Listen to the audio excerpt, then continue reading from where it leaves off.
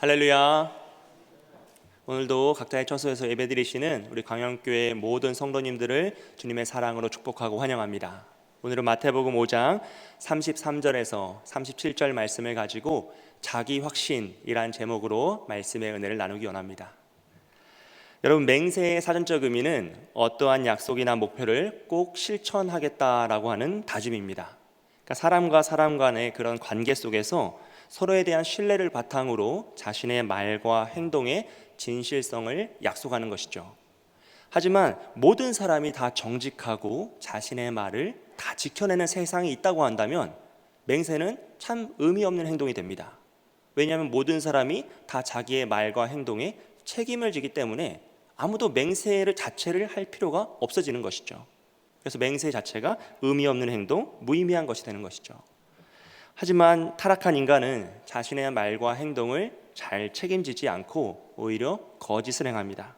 자신의 이익과 욕망을 위해서 다른 사람을 속이는 죄를 너무나 쉽게 짓는다는 것이죠.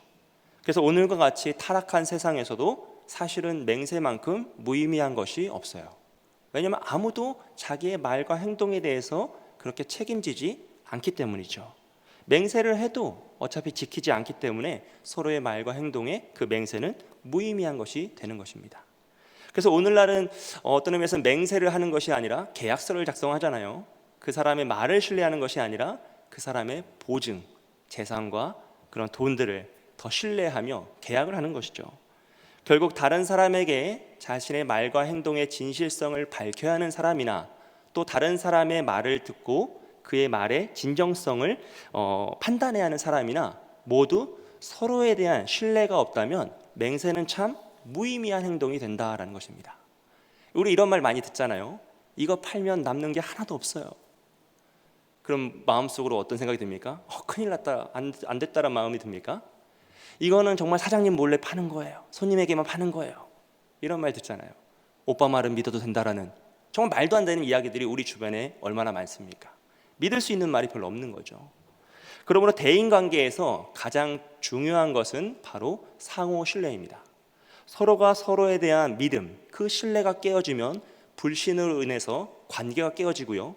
이렇게 관계가 깨어지는 것이 점점 커지고 구조화되면 사회적인 약속과 틀이 깨어지더라라는 것이에요. 그래서 사람들은 무너진 신뢰를 회복하기 위해서 이 대인관계 속에 대신관계까지 끌어들여서 자신의 말과 행동의 신뢰성을 높이더라는 것이죠. 즉 하나님의 이름을 빌려와서 자신의 말과 행동의 진정성, 진실성을 높이는 것입니다. 신명기 말씀에서는 이렇게 이야기합니다. 내 하나님 여호와를 경외하며 그를 섬기며 그의 이름으로 맹세할 것이니라. 아멘. 물론 이 말씀은 하나님과의 그 언약을 반드시 지키라라는 율법의 말씀이에요. 그런데 사람들은 하나님의 이름으로 한 맹세조차도 잘 지키지 않았다는 것이죠. 사람과의 관계에서도 그렇고요, 하나님 관계에서도 그렇습니다. 심지어 하나님의 이름으로 한 맹세를 정말로 많이 남발하여서 하나님의 이름으로 헛된 맹세를 하며 하나님의 이름을 자신의 맹세의 수단으로 이용해 가더라는 것이에요. 이는 하나님의 이름을 망령되이 부르는 죄가, 그 악행이 되는 것입니다. 그래서 하나님께서는 이렇게 경고하십니다. 너희는 내 이름으로 거짓 맹세함으로 내 하나님의 이름을 욕되게 하지 말라. 나는 여호와이니라. 아멘. 어찌 보면 오늘 우리의 세상 같은 모습이에요. 너무나 상호 신뢰가 다 무너진 세상이죠. 서로에 대한 신뢰가 무너지고요, 세대 간의 신뢰가 무너지고, 남녀 간의 신뢰가 무너지고, 지역 간의 신뢰가 무너지고, 각자의 상황에 따라서 모든 신뢰가 무너진 세상입니다. 심지어 악한 종교 지도자들로 인해서 종교와 신앙에 대한 신뢰마저도 무너져 버린 것이 오늘 우리의 현실이라는 것이죠. 도대체 신뢰가 더 이상 있는가? 신뢰는 어디에 가서, 신뢰라는 말 자체의 의미가 도대체 의미가 있는가라는 의심이 들 만큼, 그런 의문을 가질 만큼 신뢰와 가치가 모두 무너진 모습이 오늘 우리 현실이고 이 세상의 모습입니다. 그리고 이렇게 신뢰가 무너진 것의 반작용 또는 반증의 모습이 오늘날 유행하고 있는 반려견의 문화라 할 수 있습니다. 예전에는 사람을 키우는 것이 사실 가장 중요한 덕목이고 가치였어요. 다음 세대, 또 사람을 키우는 일에 온 사회와 사람들이 투자를 하고 헌신을 하며 힘을 모으고 집중하였습니다. 그런데 이 시대는, 오늘날의 시대는 사람보다 오히려 강아지와 고양이 등 자신들에게 기쁨을 주는 동물들에게 더 많은 집중과 더 많은 애정과 사랑을 쏟아붓고 있다는 것이죠.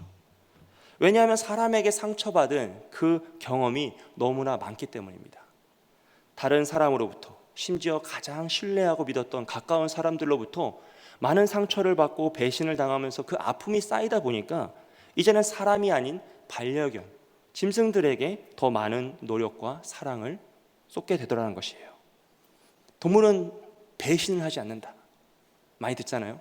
얘들은 말이 없다. 사람은 키워봤더니 은혜를 악으로 갚더라.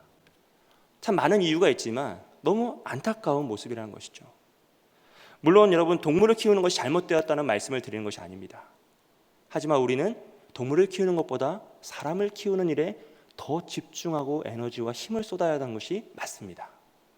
물론 이 세상에 유기견 보호소도 참 많아요. 하지만 보육원도 참 많습니다. 오늘날 우리 주변에 힘들어하고 아파하는 사람이 정말 많다는 것을 우리는 기억하고 그들에게 집중하고 다시 그 상처를 딛고 일어나야 할 줄 믿습니다. 오늘 말씀은요, 이렇게 신뢰가 무너지고 맹세가 무의미해진 이 불신의 시대 속에서 믿는 자로서 그리스도인이 어떻게 살아가야 할지, 어떠한 마음과 태도와 믿음을 가지고 살아가야 할지를 가르쳐주고 있습니다. 하나님은 율법을 통해서요, 헛맹세하지 말고 맹세한 것을 주께 지키라 라고 말씀하셨어요. 여러분, 원래 맹세한 건 잘 지켜야 하는 게 맞는 거잖아요. 다른 사람에게 약속한 것은 반드시 지켜야 되는 게 신뢰이고 맞습니다. 지키지 못할 것이면 맹세하지 말았어야죠. 하지만 사람들은 자신을 돋보이기 위해서, 아니면 자신의 유익함을 위해서, 아니면 다른 사람을 속이기 위해서 맹세를 했지만 지키지 않았어요. 심지어 하나님의 이름으로 헛된 맹세를 하며 하나님의 이름을 망령되이 부르는 악행을 저질렀습니다. 예수님 당시의 서기관과 바리새인들은 하나님의 이름으로 한 맹세는 반드시 지켜야 하지만 하나님의 이름이 아닌 다른 것으로 한 맹세는 율법상 안 지켜도 별 문제가 없다라고 주장했어요.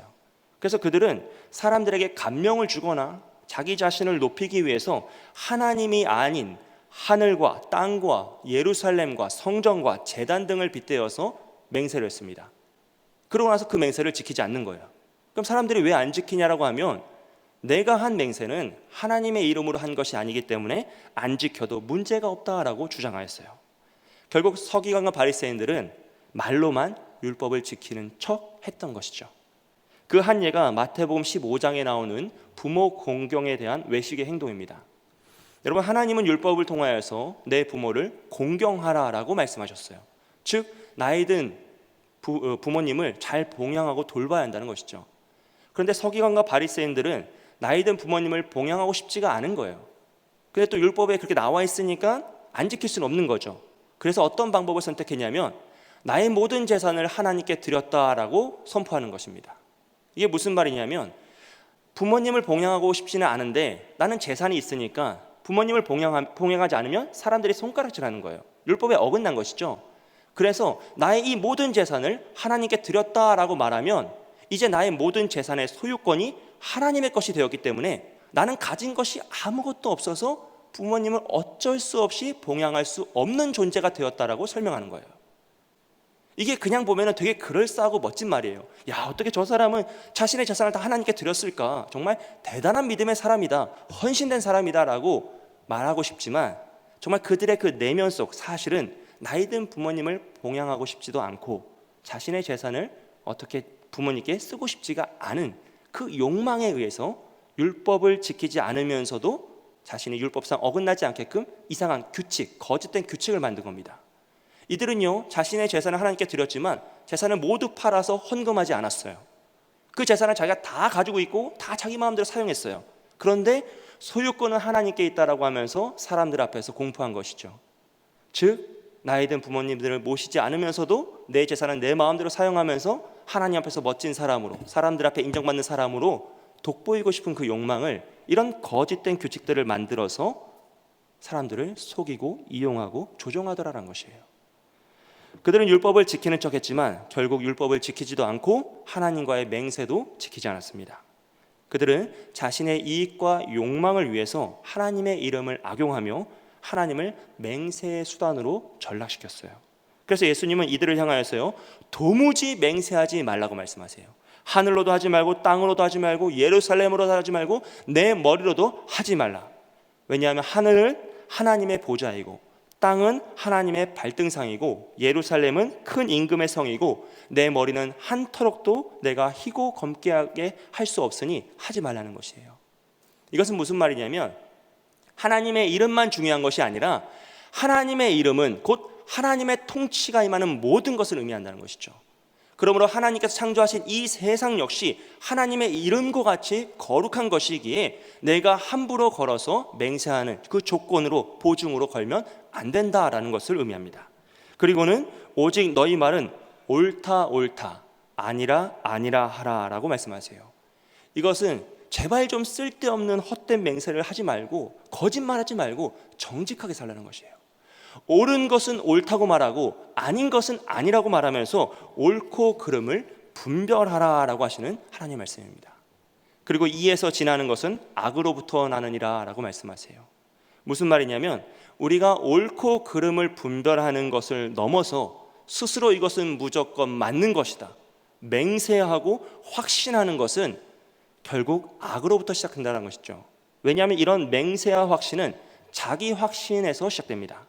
여러분, 결국 다른 사람은 이 자기 확신이란 것은 다른 사람을 통제하고자 하는 욕망, 즉 죄의 본질에서 시작되거든요. 여러분, 우리가 물론 이 세상을 살아갈 때 스스로 확신과 신념을 가지고 자기 철학을 가지고 살아가는 것은 너무나 중요한 일이에요. 그게 있어야죠. 하지만 이 확신과 신념이 믿음보다 우선되어서 세상에서의 그 사상과 이데올로기가 되거나 자신의 맹신과 자기 확신으로 넘어가면 이것이 우리에게 올무가 되어 악으로부터 나는 것이 된다라는 것입니다. 그러므로 우리는 도무지 맹세하지 말라는 예수님의 말씀을 통해서요, 스스로 아무것도 확신할 수 없는 피조물로서의 존재적 한계를 깨닫고 오직 말씀을 기준으로 옳고 그름을 분별하는 정직한 믿음의 삶을 살아야 하는 것이죠. 이를 위해서 오늘 말씀을 함께 살펴보기 원하는데요, 첫째는 말씀을 패하는 자들의 태도예요. 포기하는 자들의 모습이죠.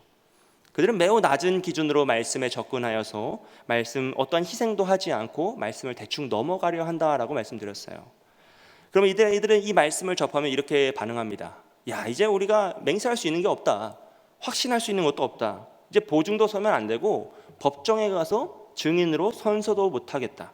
스스로 무엇인가를 결단하거나 다짐하는 이런 계획을 세워서도 안 되겠구나. 우리가 할 수 있는 것은 없구나. 불가능하다. 그러면 우리가 할 수 있는 것이 없으니 그냥 운명이라 생각하고 살아야겠구나. 그리고는 결국 할 수 있는 것도 없고 무엇인가를 해서도 안 된다면 이런 현실을 우리에게 허락한 하나님과 세상이 나쁘다라는 결론에 도달하죠. 이런 사람들은요, 모든 원인을 하나님과 세상과 남에게 떠넘깁니다. 그리고 인생을 향한 개인의 노력과 의지와 신념을 무의미하게 만들며 결국 허무주의, 염세주의에 빠지게 되는 것이죠. 하지만 이런 태도는 불순종을 위한 핑계일 뿐이라는 것이에요. 결국 올바른 신앙인의 모습도 아니고 하나님이 우리에게 허락하신 삶의 방식도 아니다라는 것이죠. 두 번째로는 서기관과 바리새인들처럼 하나님 밖에서 자신의 힘과 능력으로 율법을 완성하려는 자들의 태도입니다. 그들은 맹세를 지켜야 한다고 가르쳤지만 자신들도 맹세를 다 지킬 수 없었고 또 맹세를 다 지키고 싶지도 않았어요. 그래서 그들은 맹세를 지키지 않아도 율법에 어긋나지 않도록 거짓된 규칙들을 많이 만들어서 자신들을 보호했습니다. 이들이 이렇게 복잡한 방법을 선택했던 이유는 인간의 한계를 인정하고 싶지 않아서였기 때문이에요. 여러분, 하나님께서 인간에게 율법을 주신 이유는 무엇입니까? 다 지켜 행하라가 아니라 율법 가운데에서 우리의 존재적 한계를 깨닫고 하나님과 함께 지켜 나아가는 것이죠. 그래서 우리에겐 반드시 하나님의 은혜와 예수님의 도우심이 필요한데 서기관과 바리새인들은 이런 인간의 부족함과 한계를 싫어했어요. 그들은 인간의 능력과 의지로 모든 율법을 다 이루어내려 합니다. 하지만 그것이 불가능하자 또 거짓된 규칙을 만들어내며 율법의 정신을 완전히 왜곡시켜서 엉망진창을 만드는 것이죠. 그들은 자신의 의지와 지식과 능력을 신뢰하였습니다. 그래서 스스로 확신하고 맹세하여서 거짓된 규칙을 만들었죠. 하나님의 말씀을 왜곡하여 자신들만을 위한 규칙을 만들어내는 것이에요. 어찌 보면 오늘날의 카톨릭의 모습이 이러한 구조와 같은 모습입니다. 하나님의 말씀이 있고요, 자신들이 만든 수많은 규칙들이 있고요, 또 하나님의 새로운 말씀들을 써가고 있죠. 그래서 그들은 천국 앞에 연옥이란 것도 만들어 놓고, 교황은 어느 날 지옥이 있다고 됐다가 없다고 됐다가 하고요, 구원의 여러 가지 방법론들을 만들어서 사람들을 혼란스럽게 하죠. 여러분, 이것이 바로 자기 확신의 죄입니다. 자기 확신이란 하나님 밖에서 자신의 힘과 능력으로 자신의 삶을 통제할 수 있다고 믿는 마음과 행위를 의미해요. 그리고 이런 자기 확신의 가장 큰 무서움은 그 자기의 확신을 더욱더 견고히 하기 위해 하나님의 이름을 가져다가 신앙적인 종교적인 그 맹세를 함으로써 그런 신앙적인 의미를 부여한다는 것이죠. 내가 기도해 봤더니 되겠다, 하나님이 나에게 응답하셨다라고 하면서 확신하고 맹세하는 것이에요. 하지만 여러분, 하나님을 온전히 믿는 사람은 자기에 대한 확신으로 나아가는 것이 아니라 하나님에 대한 확신으로 나아갑니다. 말씀에 대한 확신으로 나아가죠. 나는 죽어 없어지고 하나님만이 드러나는 것, 말씀만이 나타나는 것이 바로 자기 확신과 반대되는 하나님 확신의 모습이죠. 근데 자기 확신은 완전히 반대 방향으로 가는 거예요. 내가 드러나고 나의 뜻과 나의 대단함이 나타나는 것이죠. 사랑하는 여러분, 모든 율법의 완성은 하나님을 사랑하고 이웃을 사랑하는 것입니다. 하지만 서기관과 바리새인들은 그 율법의 정신을 이해하지 못하였고 자기 확신에 빠져서 하나님의 이름을 이용하여 이웃을 사랑하는 것이 아니라 억압하고 조종하며 통제하였어요. 누군가 반문하면 하나님의 뜻이 그렇다라고 하면서 내가 하나님께 그것을 받았다라고 하면서 그들을 통제하였습니다. 그들은 완전히 율법을 망치고 있는 것이에요. 그래서 예수님께서는 이런 헛된 맹세를 거부하시며 그 무엇으로도 도무지 맹세하지 말라라고 말씀하세요. 그리고 오늘 우리 역시 하나님 밖에서 우리의 힘과 능력으로 우리의 삶을 통제하거나 우리 자녀들의 삶을 통제하거나 이웃의 삶을 통제하려는 그 태도는 정말 조심해야 할 모습이다라는 것이죠. 세 번째로요, 율법의 법 정신을 이해하며 하나님 안에서 말씀을 완성하는 태도입니다. 이것이 바로 우리가 지향해야 될 태도이죠. 앞에서 말씀드렸던 것처럼 하나님께서 우리에게 율법을 주신 이유는 우리의 힘과 능력으로 모든 것을 다 지켜 행하라가 아니라 하나님 안에서 하나님과 함께 하나님의 능력을 힘입어 하나하나 완성해 가는 것이었어요. 그래서 결과도 중요하지만 그 결과에 이르는 과정이 더 중요한 것입니다. 하나님과 함께하는 과정이 더 중요한 것이에요. 그러므로 우리는 율법을 통해 우리의 부족함을 깨닫고 하나님을 의지하여서 매일의 삶 속에서 말씀을 실천하기 위해 애쓰고 노력해야 합니다. 오늘 다 완성하지 못해도 괜찮습니다. 오늘 다 내가 완전하지 못하여도 문제가 없어요. 오늘 내가 넘어질지라도 포기하지 않고 하나님과 함께 한 걸음 한 걸음 앞으로 나아가는 것이죠. 오늘의 나는 내일의 나, 어제의 나보다 더 순종하는 사람, 겸손한 사람, 말씀을 실천하는 사람이 되기 위해 애쓰고 노력하는 그 과정이 중요하다는 것이에요. 그럴 때 하나님은 우리를 율법의 완성인 착한 행실의 삶, 즉 하나님을 사랑하고 이웃을 사랑하는 율법의 완성으로 이끌어 가시는 거죠. 사랑하는 여러분, 오늘 맹세하지 말라는 말씀 역시 마찬가지예요. 예수님이 왜 우리에게 도무지 맹세하지 말라고 하십니까? 첫째로는 우리가 맹세할 수 있는 존재가 아니기 때문입니다. 여러분, 우리는 스스로 존재 재평가를 해야 합니다. 여러분, 우리는 창조주가 아니라 피조물입니다. 믿으십니까? 아멘. 여러분, 우린 창조주가 아니라 피조물이에요. 그렇기 때문에 우리는 무엇인가를 확신하고 맹세할 수 있는 존재 자체가 아니에요. 그건 창조주가 하는 것이지 피조물은 창조주의 뜻에 옳고 그름을 분별하여 말씀에 순종하는 삶을 사는 것이죠. 왜냐하면 우리는 연약하고 부족한 피조물로서 한계가 있고요, 특별히 우린 죄로 물들어 있어서 그 무엇도 완전할 수 없어요. 아무리 확실한 것이라도 틀릴 수 있다라는 것이죠. 하지만 우리가 다 아는 것처럼 인간이라는 존재는 스스로 자기 확신에 가득 차서 인생을 향해 나아갑니다. 물론 하나님께서 인간에게 지혜와 창조적인 능력을 주시고 인생을 진취적으로 살아갈 수 있도록 도우신 건 맞아요. 하지만 스스로 하나님이 되어서 우리가 우리의 삶을 통제하며 주인 행세를 하는 것은 참 그런 인간의 모습은 너무나 무지몽매한 것이라는 것이죠. 그래서 여러분, 우리는 우리의 존재를 재평가해야 합니다. 과연 우리가 정말 스스로 확신하고 맹세할 수 있는 존재인가? 우리 스스로를 돌아봐야 돼요. 하나님이 우리를 향하여서 천하보다 귀한 영혼이라고 말씀하셨다고 해서 야, 나는 천하보다 귀한 영혼이다라고 자신만만하며 우월의식을 가지고 살아가는 모습은 너무나 부끄럽다는 것이죠. 우리는 날마다 하나님 앞에서 더욱 겸손하게 자신을 낮추고 하나님의 뜻을 구하며 스스로를 되돌아봐야 합니다. 이를 위해서요, 우리는 자기 확신에서 벗어나야 해요. 우리는 틀릴 수 있는 존재임을 인정해야 합니다. 더욱더 확실하게 우리는 틀릴 수밖에 없는 존재임을 확신하고 인정해야 합니다. 여러분, 주기도문은 하늘에 계신 우리 아버지여라고 시작해요. 여기서 하늘에 계시는 하나님이 하늘에 계시다라는 신이라는 뜻이고요, 우리는 땅에 있는 피조물이라는 것을 반증합니다. 여러분, 하나님은 하늘에 계신 신이시 창조주이시고 우린 땅에 있는 피조물이에요. 그럼 누가 맞습니까? 하늘에 계신 창조주인 하나님이 맞고 땅에 있는 피조물인 나는 틀린 것이죠. 그래서 땅에 있는 나에게는 하늘에 계신 하나님의 뜻과 계획과 말씀이 필요하기 때문에 나를 도와달라고 나에게 말씀하여 달라는 그 전제 조건이 바로 기도의 시작인 것입니다. 여러분, 이 전제 조건이 없이는 기도를 해도 의미가 없어요. 내가 맞고 하나님이 틀리면 그 기도는 이미 틀린 것이죠. 시작점이 잘못된 것이에요. 하나님이 맞고 내가 틀리기 때문에 주여 나에게 말씀하옵소서, 주여 나를 가르치옵소서라고 고백하는 것이 바로 기도의 시작이라는 것입니다. 여러분, 우리는 누구도 죄 앞에서 당당할 수 없습니다. 인간은 다 죄인이라 죄 앞에서 당당할 수 없어요. 그러므로 그 누구도 자기 확신에 사로잡혀 살아가서는 안 됩니다. 왜냐하면 그 자기 확신은 죄로 물들어 있기 때문입니다. 원인을 알 수 없는 고난 앞에서 자신의 의로움을 확신했던 욥은 하나님의 말씀을 듣고 자신의 무지함을 회개해요. 자기 확신에 가득 찼던 요나는 하나님의 말씀과 사역 앞에서 자신의 어리석음을 고백할 수밖에 없었습니다. 인류의 역사 역시 마찬가지죠. 이런 지금으로부터 약 400년 전만 해도 인간들은 이 지구가 전 우주의 중심이라고 생각했어요. 지구가 도는 것이 아니라 우주가 돈다라고 믿었죠. 또 지구는 직사각형의 사각형 모양이다라고 믿었습니다.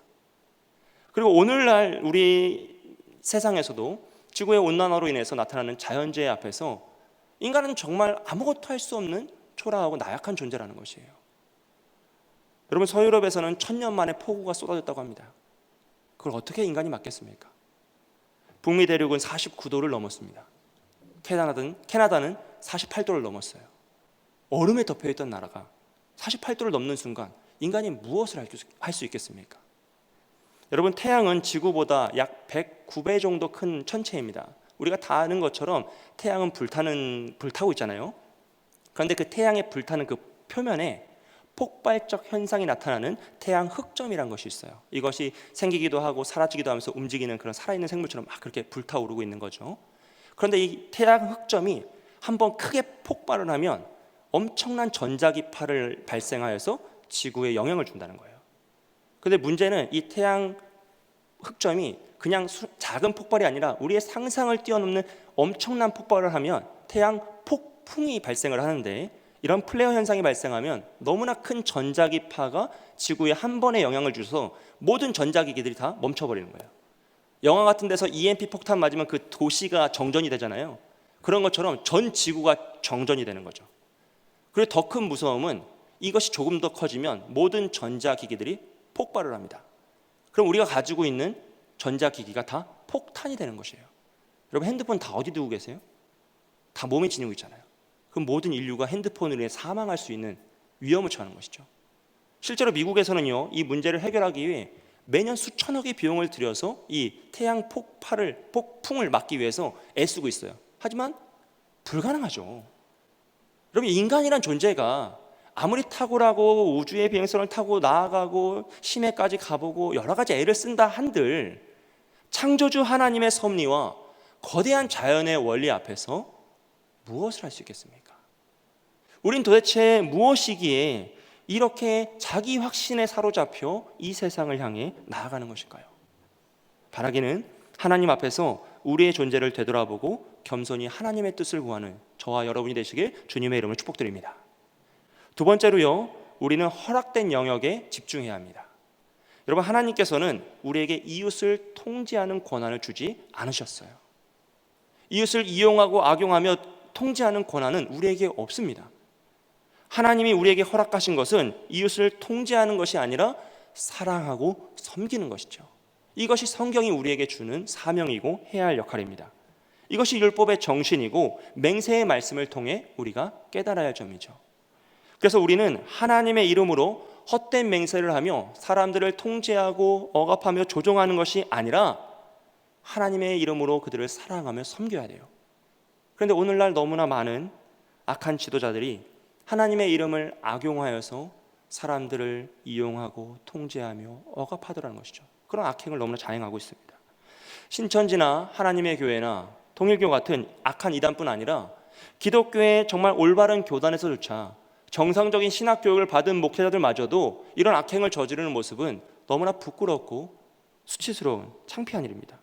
자신의 말에 순종하면 좋은 성도이고 자신의 말에 순종하지 못하면 않으면 악한 자이며 하나님의 심판을 받는다는 그들의 말은 정말로 너무나 비성경적이고 정말 악한 의도를 가진 악행이라는 것이에요. 사랑하는 여러분, 성경은 말세가 될수록 시대가 악해지며 거짓 선지자들이 큰 표적과 기사로 우리를 미혹할 것이다 라고 주장합니다. 그러므로 우리는 더욱 깨어 기도하고요, 힘써 하나님의 말씀을 배우고 옳고 그름을 분별해야 합니다. 이것이 우리에게 허락된 영역이에요. 오직 하나님의 말씀을 기준으로 옳은 것은 옳다라고 말하고 아닌 것은 아니다라고 말하며 그 기준을 세우고 이 세상을 분별하여 나아간다는 것이죠. 그것을 위해서요, 하나님의 말씀을 읽으시기를, 성경을 읽으시기를 강권드립니다. 할렐루야. 성경 정독대회가 진행되고 있습니다. 여러분, 성경을 읽으십시오. 성경을 읽을 때만이 우리는 옳고 그름의 기준을 세울 수 있습니다. 우리가 성경을 읽지 않으면 옳고 그름의 기준을 세울 수 없어요. 그리고 옳고 그름의 그 기준이 없을 때 우리는 이 세상을 분별할 수 없고 정말로 슬픔으로 치닫는데, 여러분, 우리가 이 세상을 분별할 수 없을 때 어떠한 일들이 일어날까요? 우리 스스로 거짓 선지자를 의지하게 된다는 것이에요. 여러분, 기독교인들이 왜 점집에 가서 점을 치고 운세를 볼까요? 그들 안에 온전한 말씀의 기준이 없기 때문이에요. 하나님의 말씀의 기준이 없기 때문에 옳고 그름을 분별하지 못하여서 오히려 거짓 선지자들에게 속아 옳고 그름의 뜻을 구하고 있다는 것이죠. 여러분, 사울이 악신에 들려 고통받을 때 누구를 찾습니까? 신접한 자를 찾습니다. 즉 귀신 부리는 자를 찾죠. 다윗이 성령 충만할 때 누구를 찾습니까? 하나님을 찾고 찬양합니다. 여러분, 마음에 귀신 품은 자는 귀신을 의지하여 살고 하나님의 말씀을 품은 자는 성령 하나님을 의지하여 살아가게 됩니다. 여러분, 이것은 너무나 무섭고 너무나 중요한 일입니다. 오늘날 목회자들도 역시 마찬가지이죠. 마음속에 물질을 품은 자는 사람을 의지하고 물질을 의지하여 살아갈 수밖에 없어요. 하지만 복음과 사명을 품은 자는 하나님만을 의지하여 살아가게 되는 것이죠. 그러므로 우리는 두렵고 떨림으로 생명의 말씀을 붙잡고 하나님의 말씀을 우리의 마음에 품고 하나님만을 힘입어 옳고 그름을 분별하며 나아가야 합니다. 사랑하는 여러분, 맹세는 우리에게 허락된 영역이 아닙니다. 우리에게 허락된 것은 하나님의 말씀을 기준으로 삼고 옳고 그름을 분별하며 하나님만을 붙잡고 나아가는 것이에요. 바라기는 성경 정독대회를 통해서 여러분 성경을 읽으시고 말씀의 기준을 세우시기를 축복드립니다. 할렐루야.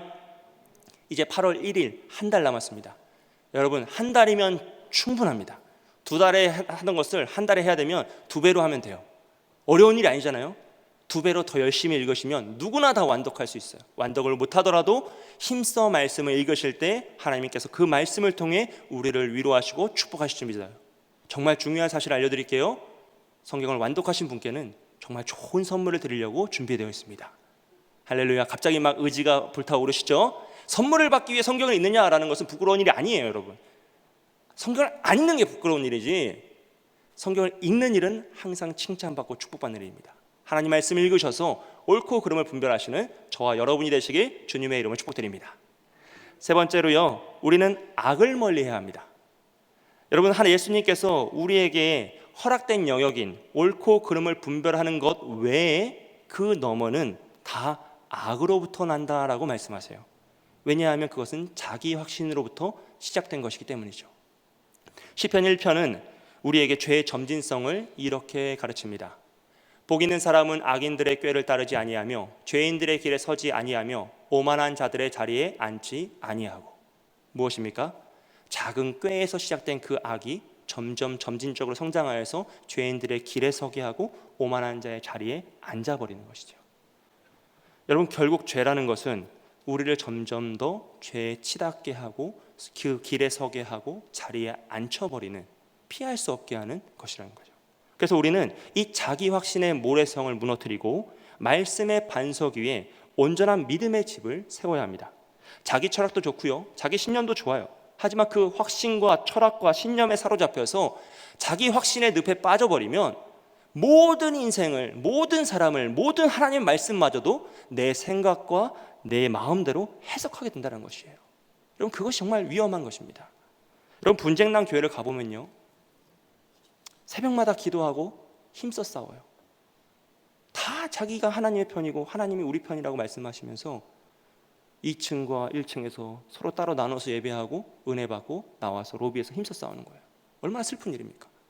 정치하시는 목사님들의 이야기를 들어보면 이미 문제만큼은 절대 타협할 수 없다, 넘어갈 수 없기 때문에 나는 정말 하기 싫은데 하나님이 나를 시키셔서 어쩔 수 없이 희생하여 한다라고 말씀하세요. 여러분, 오늘 우리 역시 마찬가지입니다. 나는 이건 정말 싫다, 이것만큼은 용납할 수 없다, 그 사람만큼은 용서할 수 없다, 나는 절대 그런 일을 안 한다 라는 자기 확신과 맹세는 우리에게 올무가 되고 우리를 넘어지게 할 수 있다는 것이에요. 진리의 문제가 아닌 것에 진리의 기준으로 접근하면 결국 자기 확신의 늪에 빠지고요, 죄인의 길에 서게 되고 오만한 자의 자리에 앉게 되는 것입니다. 사랑하는 여러분, 오늘 말씀은 아무것도 맹세할 수 없고 스스로 확신할 수 없으니 허무주의, 염세주의, 운명론에 빠지라는 말씀이 아니에요. 오히려 오직 하나님만을 의지하고 말씀을 기준으로 삼아서 혼란한 이 세상에서 옳고 그름을 분별하여 우리에게 허락된 삶을 온전히 살아갈 것을 강권하고 있는 말씀입니다.